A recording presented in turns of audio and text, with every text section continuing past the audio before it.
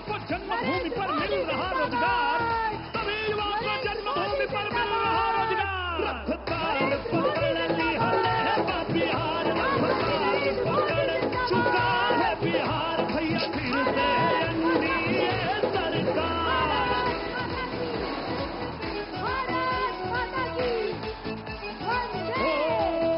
अब याद करो जब जंगल राज हो, जब मारे झपट्टारे चिड़िया पे हरदम वंदे।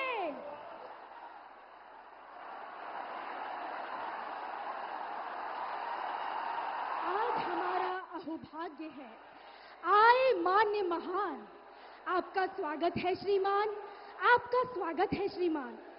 सीमांचल की पावन भूमि, बाबा सुंदरनाथ धाम, बाबा मदनेश्वर धाम, मां खड़गेश्वरी, श्री रामलाल सिंह स्नेही द्विवेदी फणीश्वर नाथ रेणु की मैला आंचल और परिकथा की पृष्ठभूमि पर ग्लोबल लीडर, न्यू इंडिया के शिल्पकार, जन जन की आवाज, भारत के गौरव प्रधानमंत्री श्री नरेंद्र मोदी जी का हार्दिक स्वागत और अभिनंदन। आप सभी से अनुरोध करूंगी कि करतल ध्वनि के साथ प्रधानमंत्री जी का जोरदार तालियों के साथ स्वागत करें। भारत माता की, भारत माता की।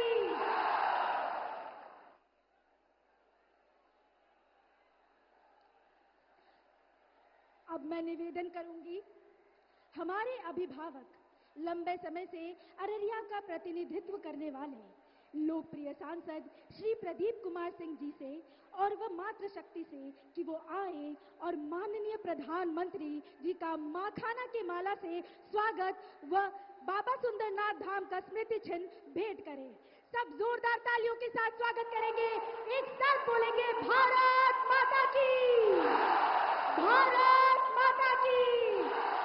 प्रधानमंत्री नरेंद्र मोदी जिंदाबाद, प्रधानमंत्री नरेंद्र मोदी जिंदाबाद, प्रधानमंत्री नरेंद्र मोदी जिंदाबाद। मोदी मोदी मोदी मोदी, वंदे वंदे। भारत माता की, भारत माता की। हमारा नेता कैसा हो? नरेंद्र मोदी जैसा हो। हमारा नेता कैसा हो? नरेंद्र मोदी जैसा हो। प्रधानमंत्री नरेंद्र मोदी जिंदाबाद।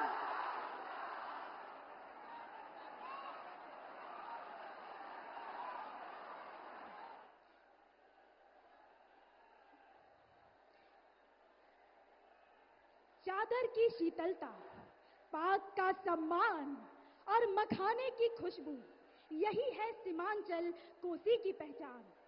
माननीय प्रधानमंत्री जी का जिस मखाने की माला से सम्मान किया जा रहा है, उन्होंने उस मखाने को पूरी दुनिया तक पहुंचाने का बीड़ा उठाया और बिहार में मखाना बोर्ड की स्थापना किया। आज बिहार में मखाना की खुशबू पूरी दुनिया तक पहुंच रही है। प्रधानमंत्री जी का उसी मखाने की माला से स्वागत करना हम सभी के लिए गौरव की बात है। भारत माता की, भारत माता की। वंदे वंदे वंदे।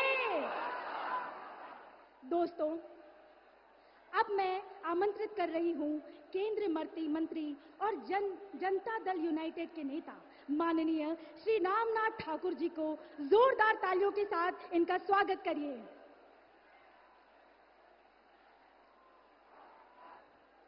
परम आदरणीय विश्व के नेता, हमारे और आपके प्रिय नेता,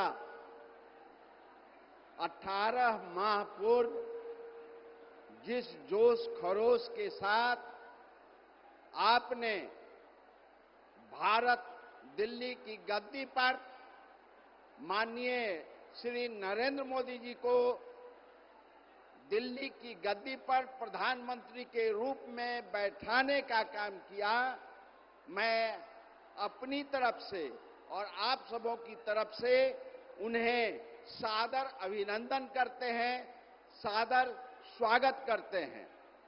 और मंच पर विराजमान भारतीय जनता पार्टी के अध्यक्ष भाई दिलीप जायसवाल जी, भाई सांसद प्रदीप जी, मंच पर विराजमान सभी एनडीए गठबंधन के नेतागण, उम्मीदवारगण और पत्रकारगण, छायाकार बंधुओं और इस इलाके के कोने कोने से आए हुए नौजवान साथियों, किसान भाइयों, माताओं और बहनों, मैं बिहार की एक नागरिक होने के नाते फणीश्वर नाथ रेणु की धरती पर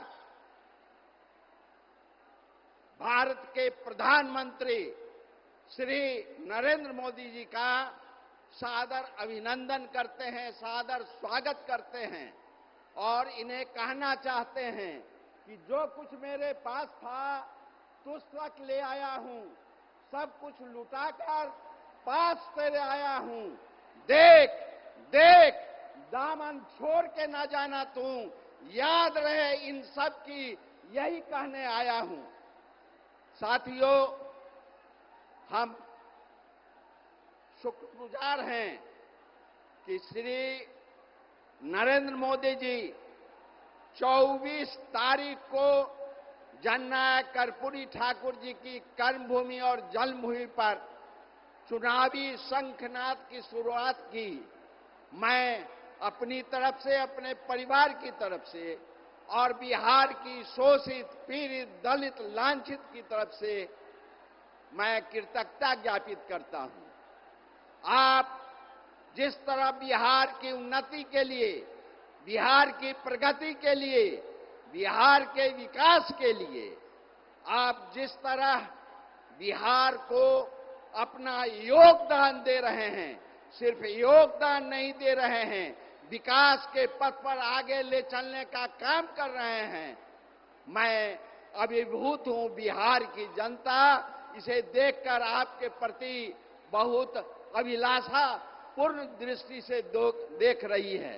मैं आपसे निवेदन करना चाहता हूं कि आइए, जिस उम्मीद के साथ, जिस धैर्य के साथ, जिस साहस के साथ, जिस उम्मीद के साथ, जिस स्नेह के साथ आपने 18 महीने पूर्व श्री नरेंद्र मोदी जी को जिताने का काम किया और दिल्ली की गद्दी पर बैठाने का काम किया, उसी उत्साह के साथ, उसी धैर्य के साथ, उसी प्रेम के साथ, उसी स्नेह के साथ 11 तारीख को होने वाले महाभारत में आप सम्मिलित होने का काम करें और एक एक वोट एनडीए गठबंधन के जहां फूल छाप हैं, जहां तीर छाप है, उस पर बटन दबाकर श्री नीतीश कुमार जी का और श्री नरेंद्र मोदी जी के हाथ को मजबूत करने का काम करेंगे।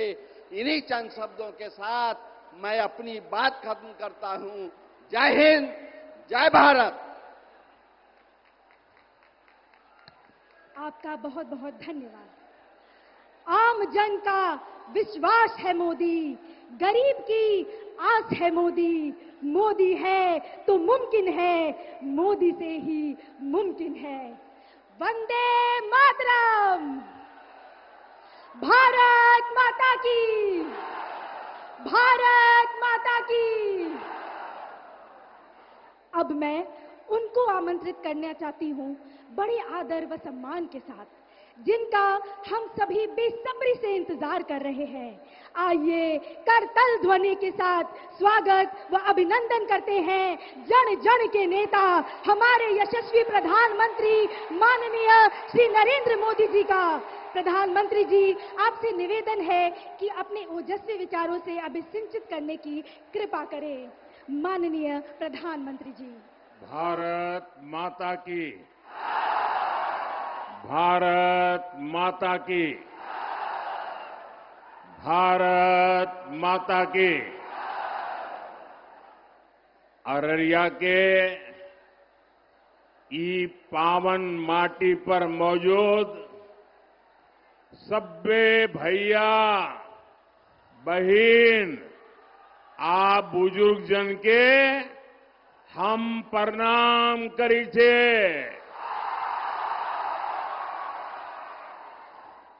आय हम आहा सबके बीच प्रधान बन के नए आहा सबक बेटा भाई आप परिवार के सदस्य बन के आयल छे।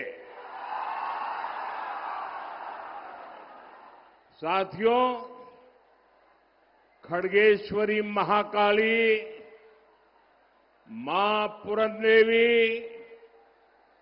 मां कामाख्या, चौमुखी शिवलिंग महादेव, महामाया देवी, इन सभी दिव्य शक्तियों को नमन करते हुए मैं आप सभी जनता जनार्दन को प्रणाम करता हूं। ये सारे नौजवान बहुत सारे पेंटिंग बना करके ले आए हैं। जरा एसपीजी के लोग ये कलेक्ट कर लीजिए। ये जो बच्चे चित्र बना के लाए हैं, अगर पीछे आपका नाम पता होगा तो मेरी ऑफिस से आपको चिट्ठी मिल जाएगी। सब कलेक्ट कर लीजिए भाई, उधर भी सबसे कलेक्ट कर लीजिए और फिर आप आराम से बैठ जाइए, क्योंकि आप इतना हाथ ऊपर करके पूरा समय खड़े रहते हैं। आराम से बैठिए आप लोग। मेरे मन में एक सवाल है, मैं सारी माताओं बहनों को पूछूं क्या? मेरे मन में एक सवाल है, मैं पूछूं क्या? माताएं बहनें जवाब देंगी? ये मुझे बताइए बहनें, आप सुबह सुबह इतनी बड़ी संख्या में आई हैं, तो घर के लोगों को आज खाना मिलेगा क्या?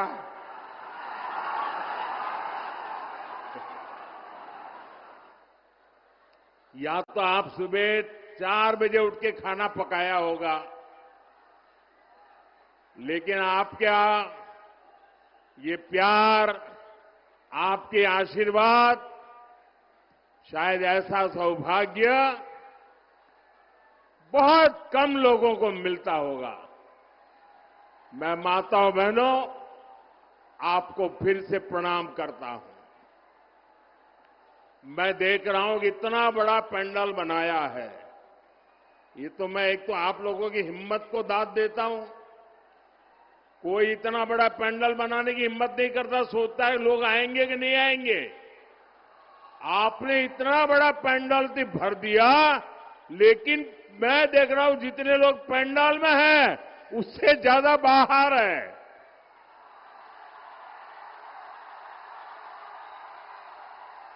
और जब मैं हेलीकॉप्टर से देख रहा था, बहुत बड़ी मात्रा में लोग पैदल चल करके आ रहे थे। वो तो शायद अभी पहुंचे भी नहीं होंगे। ये दृश्य अपने आप में चुनाव का नतीजा क्या होगा, ये डंके की चोट पर साफ कर देता है। साथियों, आज बिहार को विकसित बनाने के लिए पहले चरण का वोट पड़ रहा है। माताएं बहनें, आगे जगह ही नहीं है, आप वहीं रुक जाइए। वहां जो व्यवस्था वाले हैं उनको वहीं रोकिए।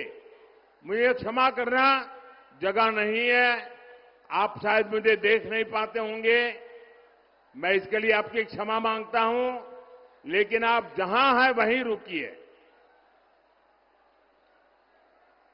आज पहले चरण का वोटिंग शुरू हो चुका है।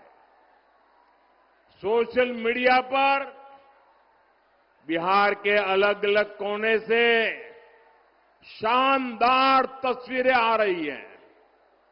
मतदान केंद्रों पर सुबह से ही लंबी लाइनें लगी हुई है। बिहार की माताएं, बहनें, बेटियां बड़ी संख्या में बाहर निकल रही है वोट के लिए। बिहार के नौजवानों में भी अभूतपूर्व उत्साह है।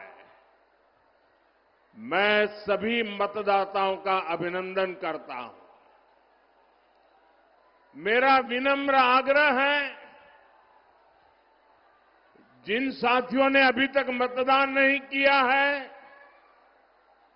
जो अभी तक अपने घर से निकले नहीं हैं, वे जल्द से जल्द वोट देने के लिए निकले।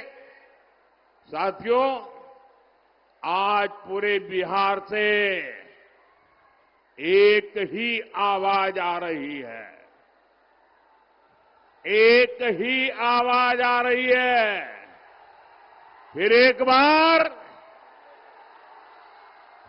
बार एनडीए सरकार, फिर एक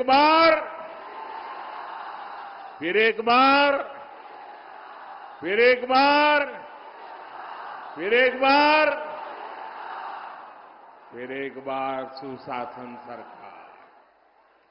बिहार की इसी भावना के पीछे माताओं, बहनों की उम्मीद है, नौजवानों के सपने हैं। और मेरे नौजवानों, ये मोदी की गारंटी लिख करके रखो। आपका सपना ही, मेरे नौजवान साथियों, लिख करके रखो, आपका सपना ही मोदी का संकल्प है।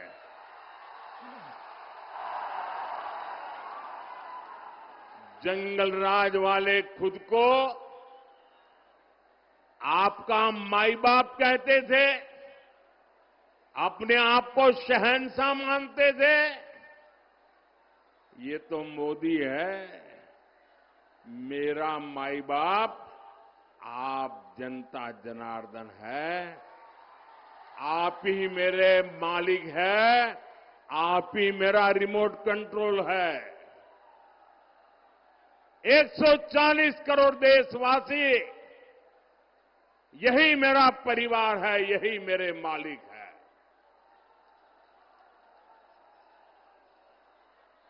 मेरा परिश्रम, दिन रात खपने की मेरी कोशिश सिर्फ और सिर्फ आपके बच्चों के बेहतर भविष्य के लिए ही है। साथियों, आज मैं आपको आपके वोट की ताकत क्या होती है, कभी कभी हमको लगता है ना, हाँ मैं वोट दे के आया। ऐसा नहीं है। आपके वोट की बहुत बड़ी ताकत होती है। मैं आज आपको आपके वोट की ताकत बताना चाहता हूं। बताऊं? आपके वोट की ताकत क्या है? बताऊं? देखिए, आपके दादा दादी, नाना नानी ने, इनके एक वोट ने बिहार को सामाजिक न्याय की भूमि बनाया था। लेकिन फिर 90 का दशक आया और बिहार पर आरजेडी के जंगल राज ने हमला कर दिया। और जंगल राज मतलब कट्टा, क्रूरता, कटुता, कुसंस्कार, करप्शन और कुशासन। ये जंगल राज की पहचान बन गए और ये बिहार का दुर्भाग्य बन गया। आपके माता पिता के सपने कुचल दिए गए। साथियों, आज जब मेरे सामने माताएं बहनें को देख रहा हूं, नौजवानों का उत्साह और उमंग देख रहा हूं, इतने नौजवान आए, आज मैं उन्हें एक आंकड़ा देता हूं। मैं एक आंकड़ा देता हूं, आप इस आंकड़े को याद रखोगे? जरा पूरी ताकत से जवाब दो भाई। ये आंकड़ा याद रखोगे? आप सब याद रखोगे? ये आंकड़ा है जीरो। याद रखोगे? जीरो, शून्य। ये आंकड़ा याद रखोगे? कौन सा आंकड़ा? जरा जोर से बोलिए, कौन सा आंकड़ा? कौन सा आंकड़ा? ये जंगल राज के दौरान बिहार में हुए विकास का रिपोर्ट कार्ड है। मेरे नौजवान साथियों, बिहार में जंगल राज की सरकार 1990 से लेकर 2005 तक 15 साल ये जंगल राज ने बिहार को तबाह कर दिया। सरकार चलाने के नाम पर तब सिर्फ आपको लूटा गया। और इसलिए मैं कहता हूं कि जरा एक आंकड़ा याद रखना है। कौन सा आंकड़ा? कौन सा आंकड़ा? अब मैं बताता हूं। 15 साल के जंगल राज में बिहार में कितने एक्सप्रेसवे बने? कितने एक्सप्रेसवे बने? जरा जोर से बताइए, कितने एक्सप्रेसवे बने? कितने एक्सप्रेसवे बने? जीरो मतलब शून्य, नील बटे सन्नाटा। क्या आप जानते हैं 15 साल के जंगल राज में बिहार में कोसी नदी पर कितने पुल बने? कितने पुल बने? जरा जोर से बताइए, कितने पुल बने? कितने पुल बने? देखिए, पत्रकार मुस्कुरा रहे हैं आज। जीरो, शून्य, एक भी नहीं बना। क्या आप जानते हैं 15 साल के जंगल राज में बिहार में कितने टूरिस्ट सर्किट विकसित हुए? कितने टूरिस्ट सर्किट विकसित हुए? जरा जोर से बताइए, कितने विकसित हुए? जीरो, शून्य, नील बटे सन्नाटा। क्या आप जानते हैं 15 साल के जंगल राज में बिहार में मेरे नौजवानों को खेलकूद के लिए, मेरी बेटियों को खेल कूदने के लिए कितने स्पोर्ट्स कॉम्प्लेक्स डेवलप हुए? कितने डेवलप हुए? कितने डेवलप हुए? जीरो, मतलब शून्य, मतलब नील बटे सन्नाटा। क्या आप जानते हैं 15 साल के जंगल राज में बिहार में कितने मेडिकल कॉलेज बने?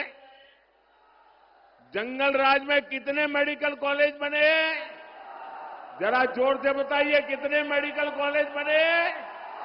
0, 0। साथियों, जंगल राज के उन 15 सालों में न बिहार में एक भी आईआईटी आई, ना ही आईआईएम आया, ना ही एक भी नेशनल लॉ यूनिवर्सिटी की स्थापना यहां हुई। पूरी एक पीढ़ी का नौजवान देखिए, पूरी एक पीढ़ी का भविष्य आरजेडी के नेता खा गए दोस्तों। साथियों, एनडीए की सरकार में नीतीश जी ने बहुत मेहनत से बिहार को जंगल राज से बाहर निकाला है। 2014 में डबल इंजन की सरकार बनने के बाद बिहार के विकास में नई तेजी आई है। पटना में आईआईटी खुली है, बोधगया में आईआईएम खुला है, पटना में एम्स खुला है, दरभंगा एम्स का काम तेज गति से चल रहा है। अब बिहार में नेशनल लॉ यूनिवर्सिटी भी है, भागलपुर में ट्रिपल आईटी भी है। बिहार में एक नहीं, 2 नहीं, बल्कि 4 सेंट्रल यूनिवर्सिटी भी स्थापित की गई है। साथियों, एनडीए सरकार में गंगा पर 4 बड़े पुल बनाए गए हैं। वीर कुंवर सिंह सेतु, जेपी सेतु, श्री कृष्ण सिंह सेतु, ओंटा सिमरिया सेतु, इसके अलावा महात्मा गांधी सेतु की पूरी तरह मरम्मत करके नया स्टील ब्रिज बनाया गया है। इसके अलावा गंगा जी पर 8 नए पुलों को बनाने का काम तेजी से चल रहा है। कोसी नदी पर भी 3 पुल नए बनाए गए हैं और 3 नए पुल बनाने पर काम चल रहा है। हमारी सरकार ने बिहार के लिए 7 एक्सप्रेसवे मंजूर किए हैं, जिनमें से एक का काम तो पूरा भी हो गया है। साथियों, यहां सीमांचल में भी आधुनिक इंफ्रास्ट्रक्चर का निर्माण किया जा रहा है। फारबिसगंज और दरभंगा के बीच रेल कनेक्टिविटी के लिए 90 साल इंतजार करना पड़ा। 90 साल, 3 पीढ़ी को इंतजार करना पड़ा। अब कई सालों बाद फारबिसगंज और सहरसा भी आपस में कनेक्ट हो गए हैं। गोरखपुर सिलीगुड़ी एक्सप्रेसवे से तो इस क्षेत्र की तस्वीर बदलने वाली है।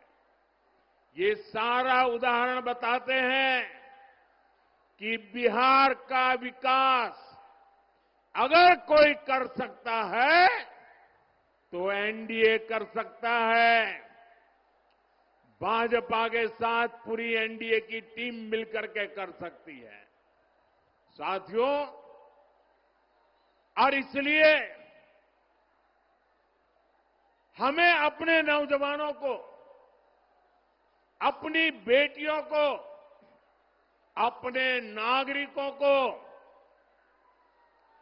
बेहतर जीवन देना है। इसलिए एनडीए सरकार हर गरीब को पक्का घर दे रही है, हर जरूरतमंद को मुफ्त अनाज, मुफ्त इलाज दे रही है, नल दे रही है, नल से जल दे रही है। मुद्रा योजना के तहत आप यहां जगह कम है, प्लीज आप लोग वहीं रुकिए। यहां जगह कम है, साथियों आप वहीं रुकिए, आगे मत आइए। मैं आपका उत्साह देख रहा हूं, आपका जोश देख रहा हूं, आपका ये प्यार मेरे सर आंखों पर, आपका ये प्यार मेरे सर आंखों पर। साथियों, मुद्रा योजना के तहत स्वरोजगार के लिए बिना बैंक गारंटी युवाओं को मदद दी जा रही है। बिहार के हमारे नौजवानों को मुद्रा लोन के करीब 3 लाख करोड़ रुपए मिले हैं। लेकिन साथियों, हमारे इन प्रयासों के सामने एक बहुत बड़ी चुनौती खड़ी है, और वो चुनौती है घुसपैठियों की। एनडीए सरकार पूरी मक्कमता से और पूरी ईमानदारी से जो घुसपैठिए हैं, एक एक की पहचान कर रही है और घुसपैठियों को देश से बाहर निकालने में जुटी है। लेकिन ये आरजेडी वाले, ये कांग्रेस वाले, ये लोग घुसपैठियों को बचाने में जुटे हैं। ये घुसपैठियों को बचाने के लिए भांति भांति के झूठ फैलाते हैं, गबगोले फेंकते रहते हैं, लोगों को गुमराह करने के लिए राजनीतिक यात्राएं निकालते हैं। साथियों, आप मुझे बताइए, आप मुझे जवाब देंगे नौजवानों? आप मुझे जवाब देंगे? मैं पूछूं, आप मुझे बताइए, ये घुसपैठियों को बिहार से बाहर करना चाहिए कि नहीं करना चाहिए? घुसपैठियों को निकालना चाहिए कि नहीं निकालना चाहिए? जो जहां से आए वहां भेजना चाहिए कि नहीं भेजना चाहिए? साथियों, आरजेडी कांग्रेस को अगर गलती से भी जहां जहां उनको मौका मिला है, जब जब मौका मिला है, ये घुसपैठियों को पिछले दरवाजे से भारत का नागरिक बनाने में लगे रहे। और वो सिर्फ आकर के किसी के घर में ठहर जाते, ऐसा नहीं है। एक घुसपैठिए आपके खेतों पर कब्जा करते हैं, दुकानों उद्योगों में घुसपैठियों को ही काम मिलना हो जाता है। आपके बच्चों को उनको काम का जो हक है, वो हक ये घुसपैठिए छीन लेते हैं, उनको मिलना शुरू हो जाता है। और इसलिए मेरे नौजवानों, मेरी माताओं बहनों, मेरे मुल्क के मालिकों, मुझे बताइए, ये घुसपैठिए जाने चाहिए कि नहीं जाने चाहिए? ये घुसपैठियों को हटाना चाहिए कि नहीं हटाना चाहिए? साथियों, घुसपैठियों का ठीक से हिसाब हो। आप मुझे बताइए, ये घुसपैठियों का हिसाब कौन कर सकता है? जरा बताइए, घुसपैठियों को कौन निकाल सकता है? ये घुसपैठियों को कौन निकाल सकता है?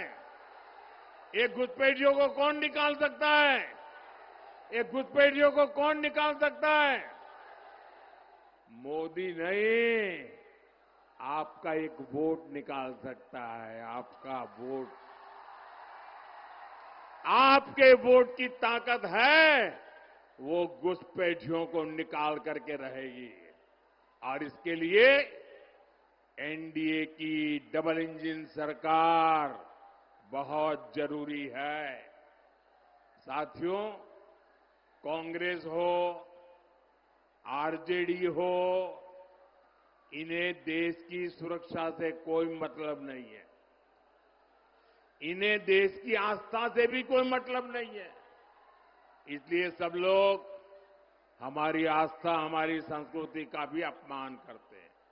आपने देखा, कांग्रेस के जो नामदार है वो बिहार आकर छठी मैया की पूजा को ड्रामा बताते हैं, ड्रामा।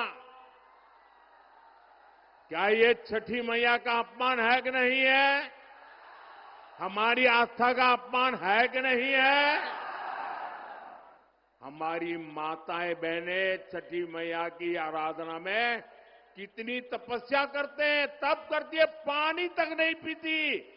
ये उसको नौटंकी कहते हैं। और आरजेडी वाले नामदार, ऐसी जब आती है तो उनके मुंह पर ताला लग जाता है। यही नामदार उछल उछल करके, टीवी वालों को बुला बुला करके, जब महाकुंभ चल रहा था तो महाकुंभ के स्नान की मजाक उड़ाते थे। साथियों, ये राम मंदिर का विरोध करते थकते ही नहीं है। प्रभु राम पर इनका विश्वास नहीं है। और ये कोई ढकी छुपी बात नहीं है, पूरा देश जानता है। इनकी आस्था नहीं थी तो ये प्राण प्रतिष्ठा में नहीं गए। आए दिन इस पवित्र परंपरा का भी मजाक उड़ाते रहते हैं। चलो भाई, ये घुसपैठियों के दबाव में, वोट बैंक की राजनीति में उनकी कोई मजबूरी है, समझ गए। प्रभु राम से उनकी नफरत होगी, हो सकता है। लेकिन जरा मैं एक और सवाल पूछता हूं। मेरे इस सवाल को जरा गंभीरता से सुनिए। आपको मालूम है ना, जहां भगवान राम का मंदिर बना है ना, वहीं पर निषाद राज जी का भी मंदिर बना है। वहीं पर महर्षि वाल्मीकि जी का भी मंदिर बना है। वहीं पर माता शबरी जी का भी मंदिर बना है। ये जरा कांग्रेस आरजेडी वालों को मैं पूछना चाहता हूं कि भाई, तुम्हें राम से गुस्सा है? अरे राम जी के पास मत जाना। अरे वहां निषाद राज है, जरा वहां तो मत्था टेक के आ जाओ। वहां वाल्मीकि जी है, अरे वहां तो मत्था टेक के आ जाओ।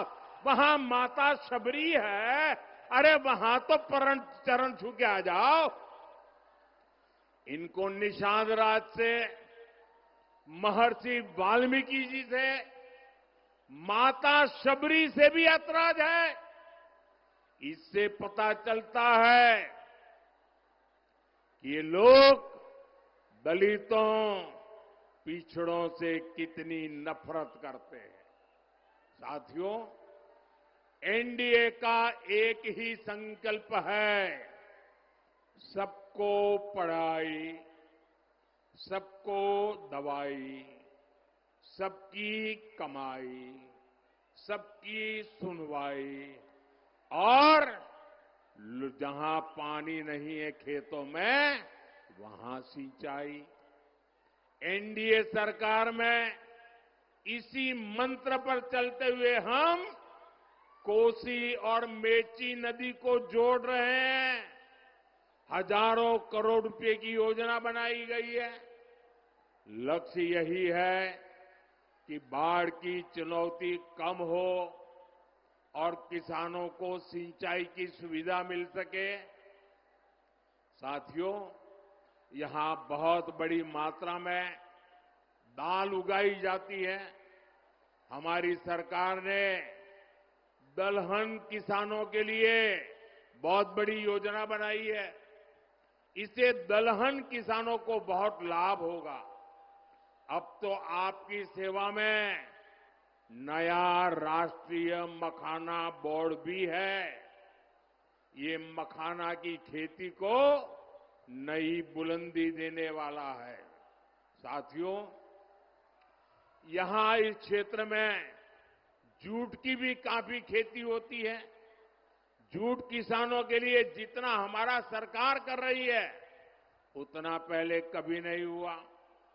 आरजेडी कांग्रेस के दौर में एक समय ऐसा भी था जब जूट किसानों को 1 क्विंटल जूट के 1000 रुपये भी नहीं मिलते थे। ये एनडीए सरकार है जिसने आपके हितों का ध्यान हमेशा रखा। आज 1 क्विंटल जूट एमएसपी 5,600 रुपये से ज्यादा हो गया चुका है। 5,600। उस समय 1,000 भी नहीं होता था। साथियों, जब केंद्र में आरजेडी और कांग्रेस की सरकार थी तब उन्होंने जूट किसानों को एमएसपी के रूप में सिर्फ 400 करोड़ रुपए दिए, जबकि एनडीए सरकार अभी तक 1300 करोड़ रुपए से ज्यादा किसानों को दे चुकी है। इसका बड़ा फायदा बिहार के जूट किसानों को हुआ है। साथियों, हमारी सरकार माताओं बहनों की कमाई और दवाई के लिए भी अनेक कदम उठा रही है। मुख्यमंत्री महिला रोजगार योजना इसका सशक्त उदाहरण है। इसके तहत बिहार की 1,40,00,000 बहनों के खाते में 10-10 हजार रुपये पहुंच चुके हैं। माताएं बहनें जरा ताली बजा करके मुझे बताइए, ये अच्छा हुआ है कि नहीं हुआ है? आपको ताकत मिली है कि नहीं मिली है? और हमने वादा किया है जो भी इस पर से कोई काम धंधा शुरू करेंगे उनको आगे सरकार बनने के बाद फिर से पैसा मिलने वाला है। करेंगे ना? हमें बिहार को आगे बढ़ाना है, करेंगे ना? बिहार एनडीए ने फिर से सरकार बनने के बाद इस योजना का दायरा बढ़ाने की घोषणा की है। साथियों, मुझे परसों ही बिहार की बहनों से फोन कॉल पर बातचीत करने का अवसर मिला था और मुझे बताया गया लाखों बहनें मेरे साथ उस समय जुड़ी थी और घंटे भर में बात करता रहा। और जो मैंने उनको सुना, एक एक बहन जो बता रही थी, मुझे विश्वास हो गया है ये हमारी माताएं बहनें, ये हमारी माताएं बहनें समृद्ध बिहार बनाने का संकल्प ले चुकी है और इसलिए वो जंगल राज की वापसी भी कभी भी वापसी नहीं होने देंगे। अब मेरा विश्वास और पक्का हो गया है। आज बिहार को जंगल राज से बचाने के लिए अगर सबसे बड़ा कोई किला है, सबसे बड़ी दीवार है, सबसे बड़े संरक्षक है तो ये मेरी माताएं बहनें हैं। ये मेरी माताओं बहनों की ताकत है, ये मेरी माताओं बहनों की जागरूकता है। साथियों, कुछ दिनों पहले मैंने कांग्रेस और आरजेडी में जो झगड़े हो रहे हैं ना, एक दूसरे की टांग खींचने का जो काम चल रहा है, उसकी पोल खोल दी थी। ये पोल खुलने के बाद कांग्रेस आरजेडी के बीच झगड़ा और भी बढ़ गया है। अभी हमने देखा कांग्रेस ने तो अब उप मुख्यमंत्री पद के उम्मीदवार को ही आरजेडी के खिलाफ मोर्चे पर उतार दिया है। वो मीडिया को इंटरव्यू दे रहे हैं और इंटरव्यू में क्या कह रहे हैं? वो इंटरव्यू में आरजेडी के जंगल राज की ही कलई खोल रहे हैं। वो कह रहे हैं कि जंगल राज में दलितों, महादलितों और अति पिछड़ों के साथ सबसे अधिक जुल्म हुआ है। साथियों, अभी तो ये शुरुआत है। चुनाव परिणाम आने दीजिए। ये कांग्रेस आरजेडी के लोग एक दूसरे के बाल नोचने वाले हैं, एक दूसरे के। साथियों, अररिया में 11 नवंबर को मतदान है। आपको मेरा एक काम करना है। करेंगे? मेरा एक काम करेंगे? पक्का करेंगे? अभी आपके पास 3-4 दिन बचे हैं। घर घर जाकर के बताना कि अपने मोदी जी आए थे। बताएंगे? बताएंगे? और कहना कि मोदी जी ने आपको प्रणाम भेजा है। मेरा प्रणाम पहुंचा देंगे, हर घर में पहुंचा देंगे। दूसरा भी एक काम करना है। छठ महापर्व के लिए जो लोग बाहर रहते वो गांव में वापस आए हैं, उनको कहना कि मोदी जी ने कहा है कि अगर आपका यहां वोट है तो जाने की जल्दी मत करना, वोट देकर के ही जाना। करेंगे? साथियों, आपके उत्साह से पक्का है इस बार एनडीए की रिकॉर्ड विजय होने वाली है। भाजपा एनडीए के हर कार्यकर्ता को पूरी ताकत से हर बूथ पर विजयी होना है। एक भी बूथ ऐसा ना हो कि जहां हम एक वोट से भी पीछे नहीं होने चाहिए। और भाइयों बहनों, जब चुनाव का नतीजा आ जाएगा तो दही चूड़ा और मखाना की खीर के साथ हमें एनडीए की रिकॉर्ड विजय का उत्सव मनाना है। साथियों, आप इतनी विशाल संख्या में यहां आए, हमारे इन साथियों को आशीर्वाद दिया। मैं सभी उम्मीदवारों से प्रार्थना करता हूं कि जरा आप यहां आ जाइए। हाँ, बस वहीं खड़े रह जाइए। हाँ, सबके सब मैं आप सबको मिलकर के आपको शुभकामनाएं देना चाहता हूं। आप सब भारत मां की जय बोल करके इनको आशीर्वाद दीजिए। भारत माता की, भारत माता की, भारत माता की, भारत माता की। बहुत बहुत धन्यवाद।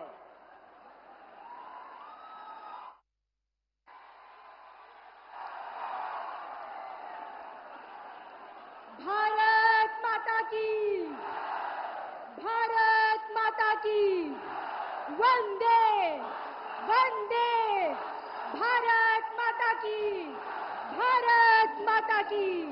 प्रधानमंत्री नरेंद्र मोदी जिंदाबाद। जन जन के कल्याण का आया है एनडीए उत्थान सरकार का, जन जन के कल्याण का एनडीए पहले सरकार संकल्प में भरे थी एक हुंकार। रफ्तार पकड़ ली हले बिहार, रफ्तार पकड़ चुका है बिहार। भैया नई पीढ़ी का नया है बिहार, रफ्तार पकड़ेंगे है बिहार। दिल की यही पुकार, सबने सब साकार, जीने का आधार सुरक्षा का।